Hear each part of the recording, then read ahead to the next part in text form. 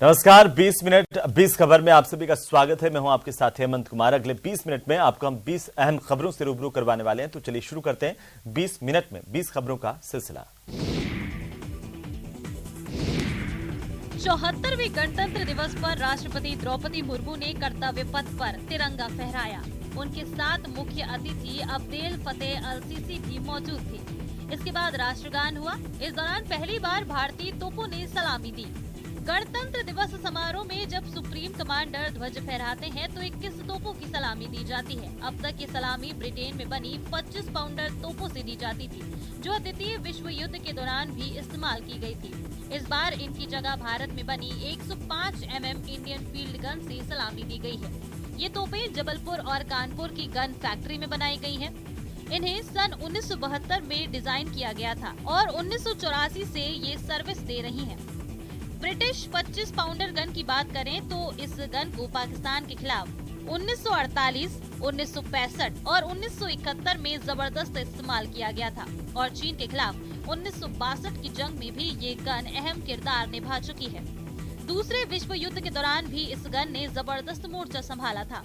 90 के दशक की शुरुआत में ही इस गन को सेना से रिटायर्ड किए जाने लगा और इसकी जगह स्वदेशी 105 mm इंडियन फील्ड गन ने ले ली। देखो गौर से दुनिया वालों, बुरी नजर ना हम पर डालो। भारत के 74वें गणतंत्र दिवस के मौके पर राजधानी दिल्ली के कर्तव्य पथ पर ताकतवर हिंदुस्तान की धमक पूरी दुनिया ने महसूस की। राफेल की गर्जना से दुश्मनों के दिल दहल गए तो नारी शक्ति की भी शानदार तस्वीर दिखी। Surface to air missile system Akash टुकड़ी का नेतृत्व लेफ्टिनेंट चेतना शर्मा ने किया। इनमें आर्मी के 3 और एयरफोर्स और नेवी की एक मेंबर्स शामिल थे। वहीं इस बार खास आकर्षण का केंद्र रहा बीएसएफ का महिला ऊंट सवार दस्ता, जो गणतंत्र दिवस की परेड में पहली बार शामिल हुआ। इसे राजस्थान फ्रंटियर के ट्रेनिंग सेंटर और बीकानेर सेक्टर ने तैयार किया था, जो कि विश्व का पहला महिला ऊंट सवार दस्ता है। बीएसएफ के ऊंट सवार दस्ते का नेतृत्व डिप्टी कमांडेंट पमनोहर सिंह खींची ने किया, जो कि जोधपुर जिले के इंद्रौका नारवा के रहने वाले हैं। वैसे तो बीएसएफ का दस्ता 976 से लगातार गणतंत्र दिवस की परेड का हिस्सा रहता आया है, लेकिन इस बार खास था ऊंट पर सवार महिला जवानों का दस्ता। इस बार गणतंत्र दिवस पर स्वदेशी हथियारों की धमक दिखाई दी। पहली बार कर्तव्य पथ पर पूरी तरह से भारत में निर्मित हथियारों को परेड में शामिल किया गया। इनमें ब्रह्मोस मिसाइल का कनेक्टर वर्जन, आकाश मिसाइल सिस्टम, नाग मिसाइल सिस्टम, K9 वज्र जैसे शक्तिशाली हथियार शामिल रहे। भारत की ब्रह्मपुत्र नदी के नाम पर ब्रह्मोस मिसाइल का नाम पड़ा था। हालांकि इसे भारत की तीनों सेनाओं में पहले ही शामिल कर लिया गया है, लेकिन कर्तव्य पथ पर पहली बार इसके कंस्टर वर्जन को दिखाया गया। आर्मर रेजिमेंट मूवमेंट के दौरान टैंक के साथ साथ बीएमपी भी बेहद महत्वपूर्ण होते हैं। ये बख्तरबंद गाड़ियां टैंक की तरह ही ताकतवर होती हैं। इसी तरह नाग मिसाइल लगभग 20 से लेकर 25 किलोमीटर दूर किसी भी टैंक को तबाह करने के लिए बेहद कारगर हथियार है।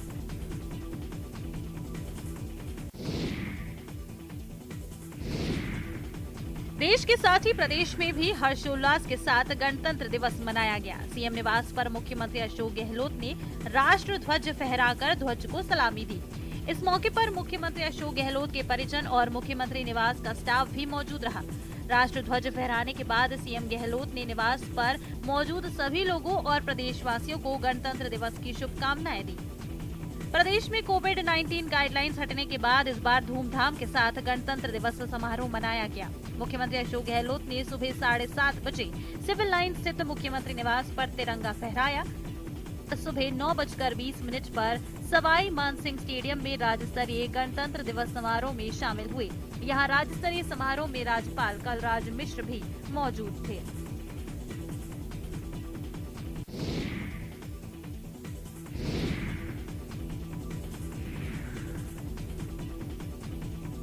देश अपना 74वां गणतंत्र दिवस मना रहा है। 26 जनवरी के इस दिन का महत्व हर भारतीय जनता समझता है। आजादी से भी आगे अपने संविधान, अपने शासन तंत्र को गढ़ने का ये उत्सव हर साल पूरे हर्षोल्लास के साथ मनाया जाता है।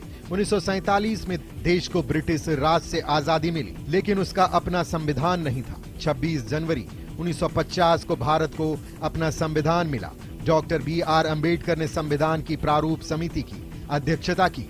देश गणतंत्र दिवस के रूप में मनाया जाता है। हमारे देश में 26 जनवरी यानी गणतंत्र दिवस काफी हर्षोल्लास के साथ मनाया जाता है। इस दिन पूरे देश में त्योहार जैसा वातावरण बना रहता है। इस खास सेलिब्रेशन की तैयारी कुछ दिन पहले से ही शुरू हो जाती है। आपके टीवी स्क्रीन पर नजर आ रही इमारत तेलंगाना विधानसभा की है, जिसे तिरंगे की रोशनी से सजाया गया है। कांचीगुड़ा रेलवे स्टेशन की सजावट भी देखते ही बन रही है।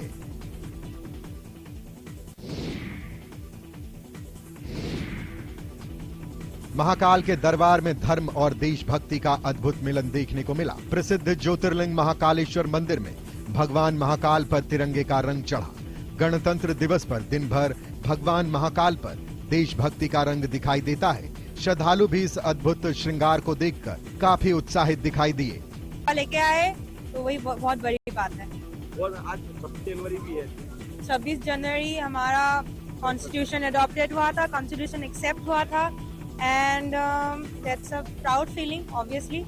गणतंत्र दिवस पर भगवान महाकाल के दरबार में शुक्रवार सुबह होने वाली भस्म आरती में भगवान का विशेष श्रृंगार किया गया। महाकालेश्वर मंदिर में धार्मिक अनुष्ठान के साथ साथ राष्ट्रीय पर्व को भी धूमधाम से मनाया जाता है। गणतंत्र दिवस और स्वतंत्रता दिवस पर पंडित और पुरोहित विशेष रूप से तिरंगे से भगवान महाकाल का श्रृंगार करते हैं। इसके लिए भांग, चंदन, अबीर, गुलाल, सूखे मेवे, अष्टगंध, सुगंधित इत्र का उपयोग किया जाता है।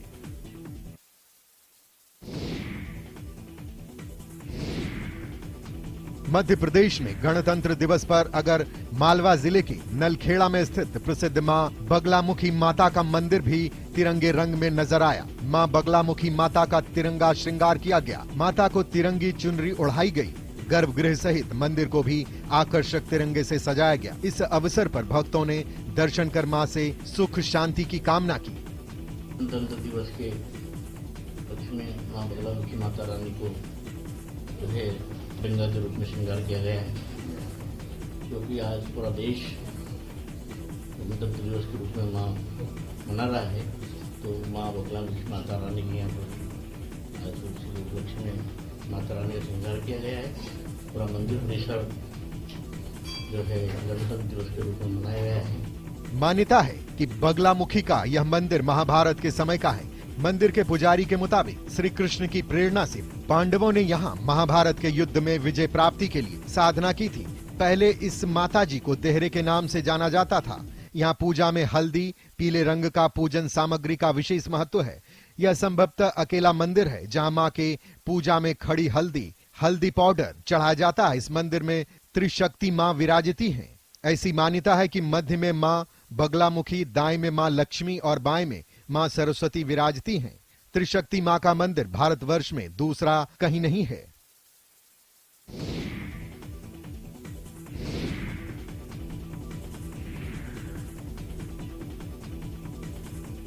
देश हर्षोल्लास के साथ गणतंत्र दिवस मना सके, इसके लिए बर्फ की सफेद चादर पर खून जमा देने वाली ठंड में सेना के जवान पूरी मुस्तैदी से तैनात हैं। तस्वीरें जम्मू कश्मीर के पुंछ की हैं। हाथों में अत्याधुनिक हथियार थामे और नजरें दुश्मनों के कब्जे वाले क्षेत्रों पर गड़ाए देश के जवान ड्यूटी पर मुस्तैद हैं। जी हां, जब देश में थी दिवाली वो झेल रहे थे गोली। वतन परस्ती के ऐसे ही जज्बे के साथ भारतीय सेना बॉर्डर पर मुस्तैद है।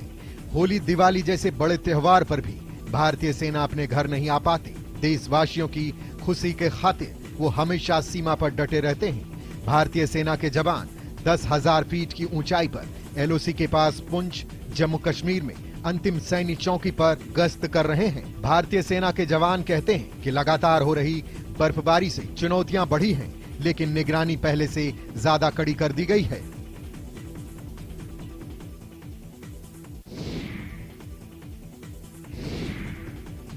देवघर महादेव का नगर, परंपरा का शहर।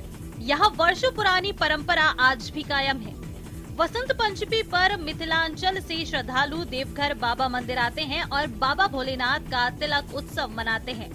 परंपरा के मुताबिक मिथिलांचल के लोग बाबा भोलेनाथ के ससुराल पक्ष के लोग माने जाते हैं। लिहाजा वसंत पंचमी के दिन ये सभी बाबा भोलेनाथ को तिलक चढ़ाते हैं और इन्हें विवाह का निमंत्रण देते हैं।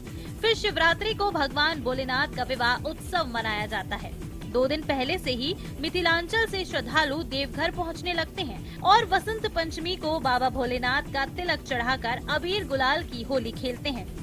देवघर बाबा मंदिर में भीड़ जुटने लगी है। पुरोहित बताते हैं कि वसंत पंचमी के दिन मां सरस्वती की आराधना होती है। वहीं मिथिलांचल से आए श्रद्धालु देवघर पहुंचकर बाबा भोलेनाथ को तिलक चढ़ाकर इन्हें विवाह का निमंत्रण देते हैं।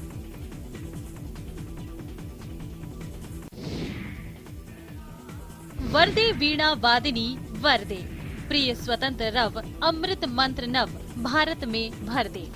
एमपी के धार में 3 दिवसीय वसंत उत्सव का श्री गणेश हो गया है। प्रातःकाल भोजशाला में मां वाग देवी की पूजा की गई। इसके बाद हवन यज्ञ का शुभारंभ हुआ। भोजशाला और पूरे शहर को दुल्हन की तरह सजाया गया है। वसंत उत्सव को लेकर लोगों में खासा उत्साह देखा गया। श्रद्धालु सुबह से ही मां वाग देवी के दर्शन पूजन के लिए भोजशाला पहुंचने लगे। वसंत उत्सव है, इसलिए हमारे को बहुत ही उत्साह है। हम जल्दी उठ के और यज्ञ में बैठने के लिए आ गए हैं और माता जी के हमने दर्शन भी कर लिए हैं। वहीं सुरक्षा के लिहाज से पुलिस बल और प्रशासनिक अमला भी भोजशाला में तैनात दिखाई दिया। भोजशाला सहित पूरे शहर में चप्पे चप्पे पर पर्याप्त सुरक्षा बल तैनात है। इसके साथ ही 250 सीसीटीवी कैमरों से निगरानी भी की जा रही है।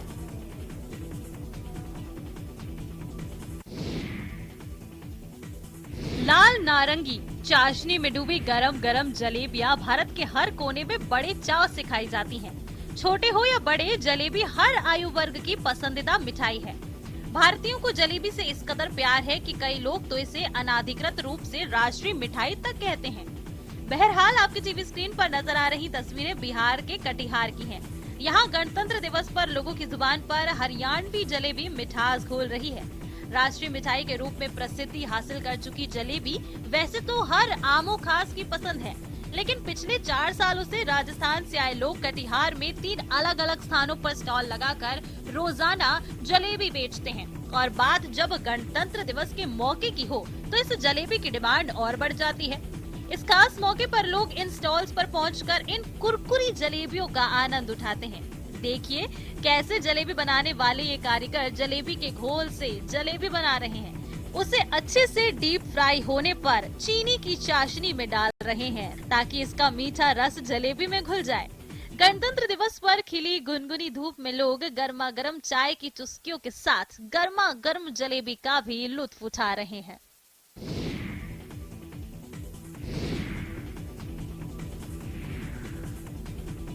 लोकतंत्र हो तभी महान, सब करे जहां मतदान। भारत दुनिया का सबसे समझदार लोकतांत्रिक देश है।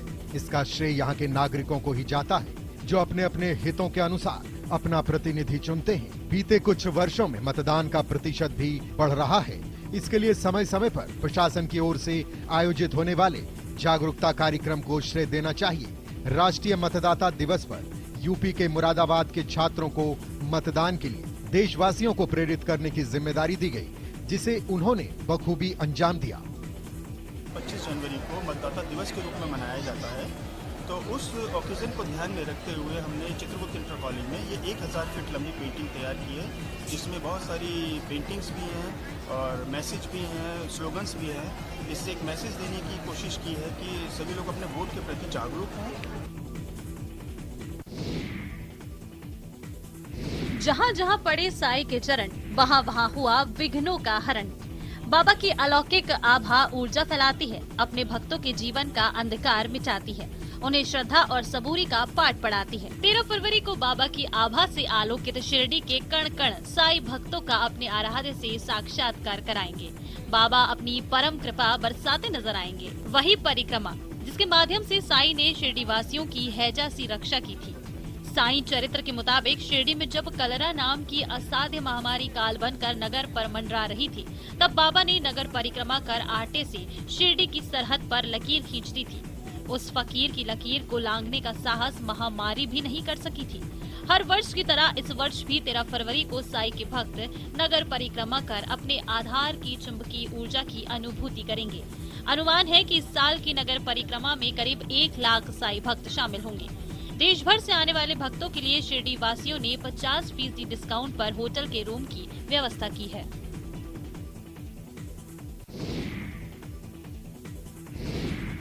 यूं तो आपने प्यार मोहब्बत के कई फसाने सुने होंगे, मगर आज हम आपको इश्क की वो दास्तां बता रहे हैं जो आपने शायद ही कभी सुनी हो। दरअसल आपको जो मोहब्बत बता रहे हैं वो एक पहाड़ की है। वो पहाड़ जो अपने महबूब की याद में इतना रोया कि उसके आंसू 900 बरस बाद भी कायम है। जी हाँ, हम बात कर रहे हैं उस पहाड़ की जिसमें 900 बरस पहले ख्वाजा गरीब नवाज ने अल्लाह की इबादत की थी। बात उस वक्त की है जब ख्वाजा साहब अरब से ईरान और अफगानिस्तान की सरहदों को पार करते हुए हिंदुस्तान आए थे। अल्लाह के हुक्म से गरीब नवाज ने 40 दिन तक अजमेर की इस आना सागर पहाड़ी की गुफा में कयाम किया और वहीं पर दिन रात अल्लाह की इबादत की। वो खुदा की इबादत में इतने मसरूफ हुए कि भूख प्यास भी भूल गए। इसी बीच अल्लाह के हुक्म से अपने मुरीदों को मुल्क के कोने कोने में आवाम की खिदमत के लिए भेजा। माना जाता है कि अल्लाह का पैगाम मिलने पर पहाड़ की गुफा छोड़कर ख्वाजा गरीब नवाज अपने एक मुरीद ख्वाजा कुतुबुद्दीन बख्तियार काकी के साथ जाने लगे। तभी अचानक ख्वाजा साहब की मोहब्बत में कैद इस पहाड़ ने रोना शुरू कर दिया। खुदा के बंदे की मोहब्बत में ये आंसू आज तक सदाबहार पहाड़ी की गुफा में उसी तरह कायम है जिस तरह 900 साल पहले थे।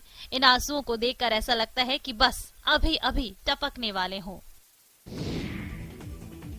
गुलमर्ग के बाशिंदे मशाल जलाकर देश भर के सैलानियों को दावत दे रहे हैं। स्विट्जरलैंड का मुंह छोड़कर जम्मू कश्मीर की वादियों में आइए, यहाँ के जन्नत से नजारों का लुत्फ उठाइए। जी हाँ, कश्मीर घाटी के पर्यटन स्थल गुलमर्ग में भारी बर्फबारी जारी है। पर्यटन स्थल गुलमर्ग में 3 फुट और टंगमर्ग में करीब 2 फुट हिमपात हुआ है। जिला बारामूला और अनुमंडल गुलमर्ग की आंतरिक सड़कें कट गई हैं। लेकिन शासन प्रशासन ने पर्यटकों के लिए गुलमर्ग जाने वाली सड़क को साफ कर दिया है। इसलिए यहाँ के निवासी सैलानियों को गुलमर्ग आने की दावत दे रहे हैं। हमने अभी नाइट स्की का इनेकाद भी किया। एक यूनिक तरीके से मशलें जला के मशलें कैरी करके एक मैसेज फॉरवर्ड करने की कोशिश की है कि गुलमर्ग आइए, कश्मीर की वादियों का नज़ारा उठाइए। भारत में घूमने फिरने वाली जगहों की कोई कमी नहीं है और कई जगहें तो ऐसी हैं जो बेहद खूबसूरत हैं, लेकिन पर्यटकों की नजरों से दूर हैं। तो पॉपुलर टूरिस्ट डेस्टिनेशन के अलावा इन अनछुई जगहों के बारे में बताना ही नेशनल टूरिज्म डे मनाने का मुख्य उद्देश्य है। टूरिज्म के जरिए भारत के करोड़ों लोगों को रोजगार मिलता है।